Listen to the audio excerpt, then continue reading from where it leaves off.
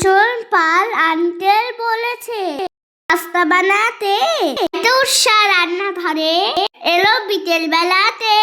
Pasta খুব সহজ recipe, আদৌ বানিয়েছি, আঙ্কেল বলেছে তাই রেসিপি দিচ্ছি।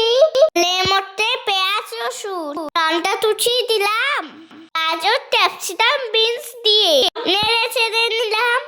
উপর থেকে লবণ হলুদ ছড়িয়ে আমি দেই, তারপরে সবকিছু মিশিয়ে এনে একটুখানি জল দেবো, সেদ্ধ হবে ভালো।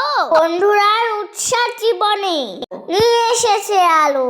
ভাজা ভাজা হয়ে গেলে পাস্তা ঢেলে দেবো, সবকিছু ভালো করে মিশিয়ে আমি নেব। এরপরে সয়া সস টমেটো সস দিলাম, বন্ধুদের আফতারে রেসিপি দিয়ে দিলাম। সবাই আমার ভালোবাসো, এর খেতে চাই না বেশি। নেগেটিভ কমেন্ট দেখে পায় শুধু হাসি। চলো এবার সবকিছু ভালো করে মিশিয়ে একটুখানি ভেজে নিয়ে পাস্তা দেই নামিয়ে।